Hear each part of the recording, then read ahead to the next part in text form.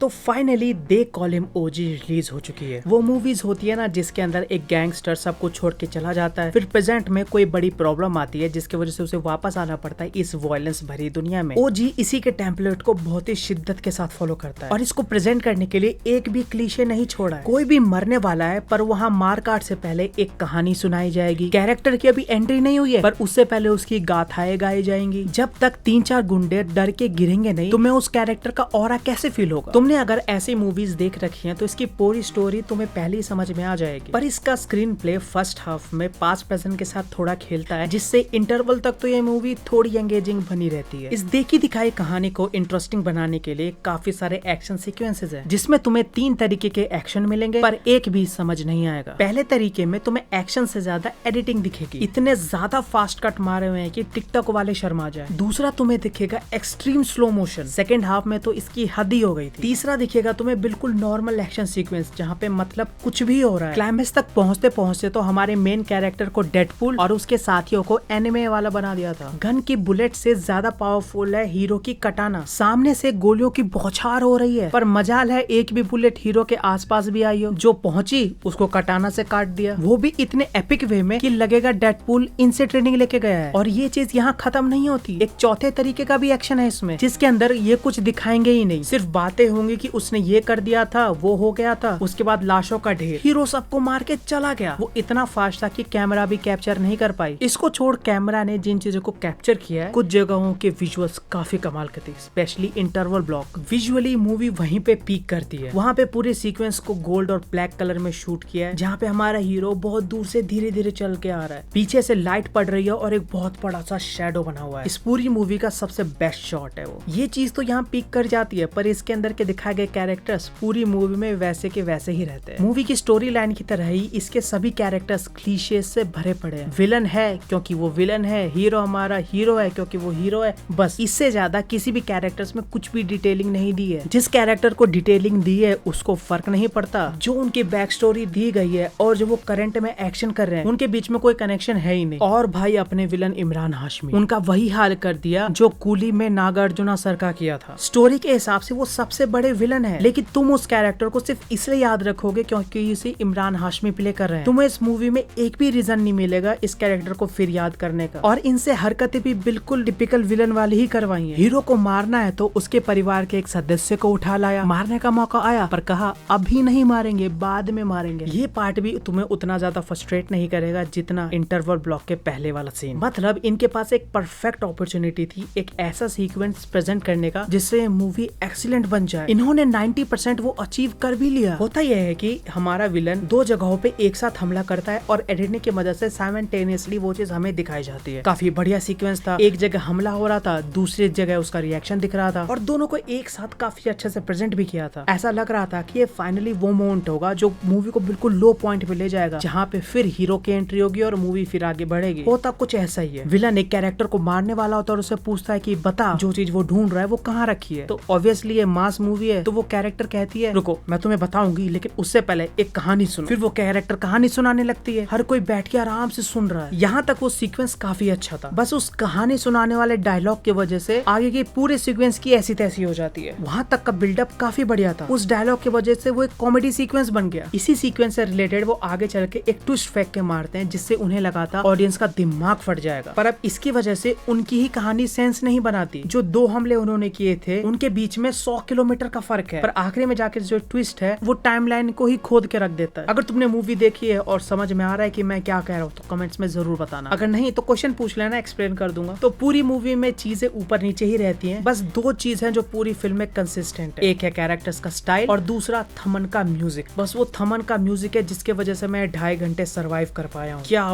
बढ़िया बीजीएम है पूरी फिल्म का। मैंने हिंदी डब में देखा था तो उसमें तुम गाने की क्वालिटी जानते ही हो, उसी क्वालिटी का था। उसके अलावा जितना भी म्यूजिक है सुन के मजा आता है, उतना लाउड नहीं है जितना तुम थमन की म्यूजिक से एक्सपेक्ट करते हो, पर जितना भी था मजा आता है। मैं तो इतना भी कहूंगा कि पूरी मूवी एक तरफ और थमन का म्यूजिक एक तरफ। तो ओवरऑल कहूँ तो they call him OG one time watch के हिसाब से एक अच्छी फिल्म है। जब तुम इस फिल्म को देख कर निकलोगे तुम्हें सिर्फ 2 चीजें याद रहेंगी, एक जापान और दूसरा थमन का म्यूजिक। और बाकी अगर तुम्हें नो ब्रेनर मास मूवी देखना पसंद है इसको देख सकते हो। और आजकल जो यूनिवर्स बनाया जा रहा है इसमें भी वो चीज दिखती है। इसका भी सेकंड पार्ट आने वाला है और इस पार्ट को साहो से कनेक्ट कर दिया है। फिल्म पे इसका इसका कोई इम्पैक्ट नहीं है, बस कर दिया है। बाकी ये थे मेरे ओपिनियंस, तुम्हारे क्या थॉट है इस फिल्म को लेकर नीचे कमेंट्स में बताना है। And subscribe.